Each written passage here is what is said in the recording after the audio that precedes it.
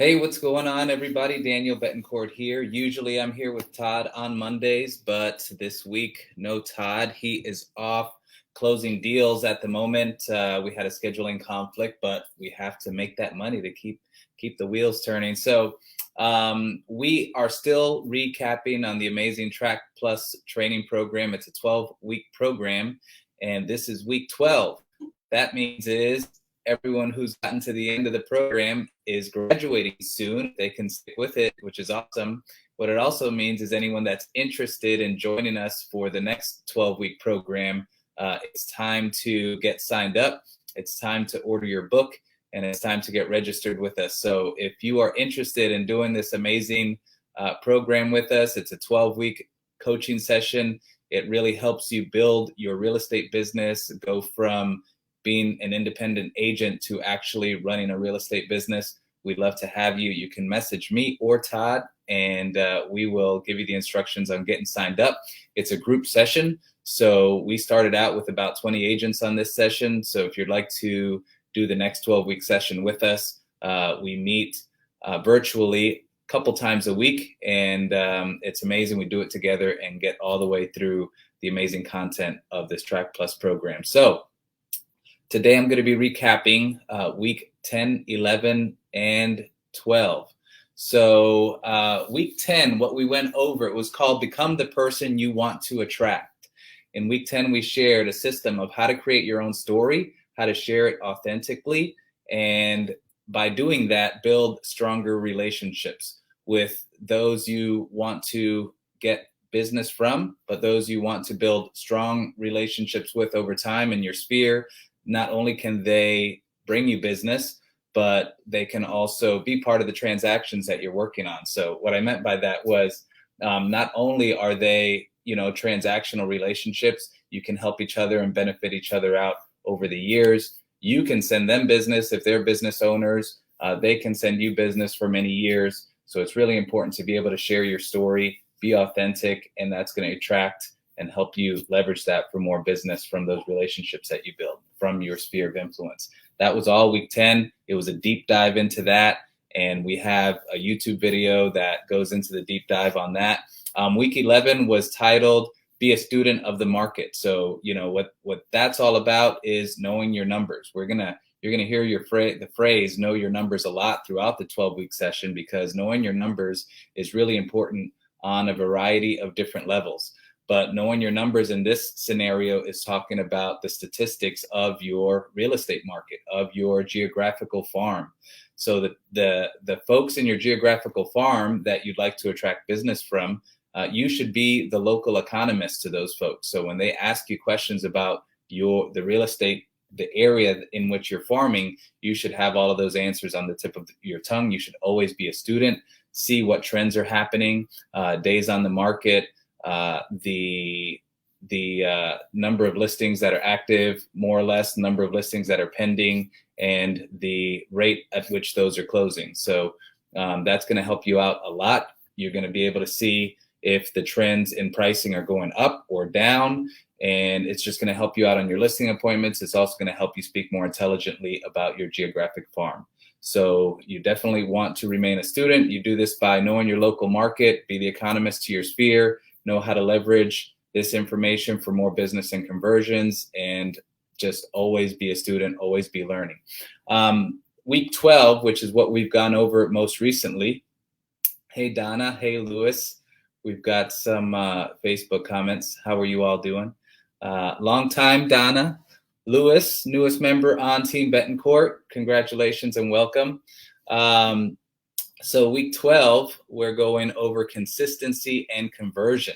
So consistency and conversion, we are going to learn how to track the lead indicators and lag indicators. So examples of lead indicators are how many calls are you making per day? How many of those turn into conversations? Because a call is not a conversation. Two-way communication is a conversation. How many of those conversations turn into appointments? How many of those appointments turn into closings? So how those statistics relate to each other, that's called your conversion rate.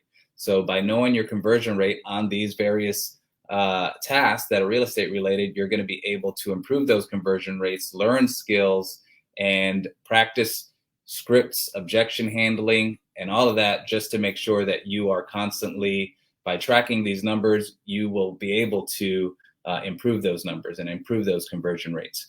In this training program, they cited The Millionaire Real Estate Agent by Gary Keller, the book, and he talks about, on listing appointments, your goal should be to convert at least 80% of those listing appointments. So if you're not converting 80% of those listing appointments, there are things that you can be improving on in that listing appointment.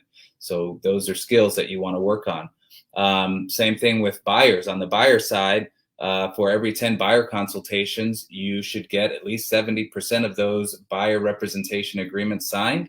And of those, you should be closing at least 80% of those folks. So by knowing these numbers and by tracking your numbers and having a system to track your numbers, you'll be constantly working on improving those conversion rates. So number one, something that you want to keep in mind, make sure that you're doing, is ask for business. Ask for it, directly. A lot of people, you tiptoe around it and you never build up the courage to actually ask for the business. That's something that you want to work on and something that you want to express confidently. When you're speaking with these opportunities, number two, when you're speaking with these opportunities, are you asking them general questions, or are you asking them specific and focused questions? So the example they gave is, if you're speaking to someone in your sphere and you say, do you know anyone who's interested in buying or selling a home? That's a very general question. The lead might respond with, I don't have anyone that's coming to mind right now. A more focused question that you might ask is, do you know anyone who has recently gotten married or has recently had a baby?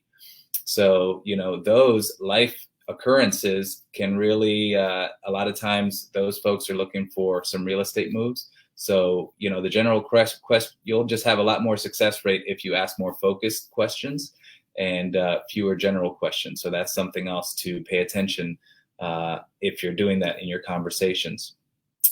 Number three is asking confidently and not timidly.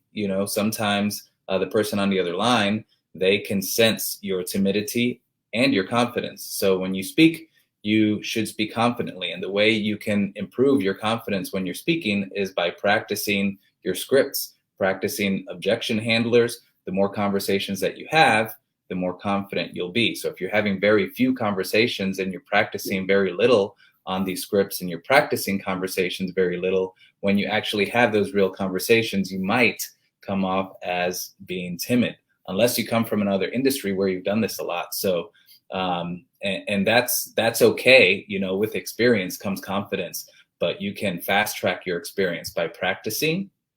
And Donna, I see your comment. Mike says hello. Hello, Mike. I hope he's alive, awake, alert, and enthusiastic this morning.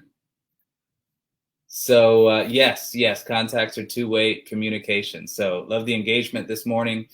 So you want to practice your objection handling. You want to also monitor the quality of the conversations that you're having. Are these, something that when I'm working with a new lead, and something that I talk to the agents on my team about is to extend the conversation. I know Mike Stott always used to say, and Donna, ask one more question. So asking one more question is a great way. Sometimes that one more question will open up all kinds of opportunity. And something that I train my team members on is just keeping the lead on the phone a little bit longer. Ask more questions, listen more, pay attention to their needs. And if you can keep them on the phone a little bit longer, a lot of times in my experience, it builds rapport, it builds more trust, and it's just going to improve your opportunity, your chances of success with that lead. Also, you have to have a follow-up process. If you have no follow-up process, you're going to have a much lower conversion rate. So there's a saying, fortune is in the follow-up. So you have to have a follow-up system for these leads. Sometimes you can have an amazing conversation. This has happened lots of times in my 17 years of real estate. You have a first conversation, it goes amazingly, and you might think this customer is with me 100%, but maybe the follow-up wasn't there, and the next person they spoke to also had an amazing conversation, but their follow-up was better, and guess who they closed with? The person with the better follow-up. Maybe that person has amazing conversations with every person that they speak with. So you want to have a system for following up, and don't just assume that people are locked in because you had a great first conversation or first two conversations. Another thing to pay attention to is the average time that these leads are in your pipeline. So when we're talking real estate, a lot of times we look at average days on the market, but something that you don't hear about very often is average days in your pipeline. So you want to work on ways to improve that average days in your pipeline. If someone's motivation is a year or two out, you want to work on language and work on communication that shortens that time frame. One, because it's beneficial for people to be homeowners. So the longer someone waits, the more things that can go wrong, the more likely it is that they won't be a homeowner. You know, our goal is to help a person on the buy side become a homeowner usually. And it's not just for the fact of closing a transaction. We want to improve that life. We want to bring value to that person by helping them become a homeowner if they're a first-time home buyer. Just helping them achieve their goal. If they have a goal and we're the ones who are helping them achieve that goal, we're going to be a memorable person in their life. And it's something that we should just monitor how we can get them to those goals more quickly. So it's, you know, by having a good follow-up system, you'll be able to do that. And by learning and practicing language, especially with people who are more experienced at this than you, you're going to improve your own skills. So this was week 12. And, you know, this is just a short recap. There are videos involved in this training system. There are tracking processes. We are going over, we have accountability together. So we'd really love to have some people join us for the next 12-week session. And we've been taking some signups throughout this 12-week session for the next 12-week session. But if you're interested, now is the time to get in touch with us. So just wanted to share all of that with you. Sorry, Todd couldn't be here this week. We miss him dearly. Hopefully, God willing, next Monday, he'll be here with us, but he'll also have his show going on Friday. Hope everyone has an awesome rest of the week. Thank you for everyone who commented on the Facebook feed. I appreciate that, and we look for your engagement next week also. And until next time, hope you all have a great week. Take care.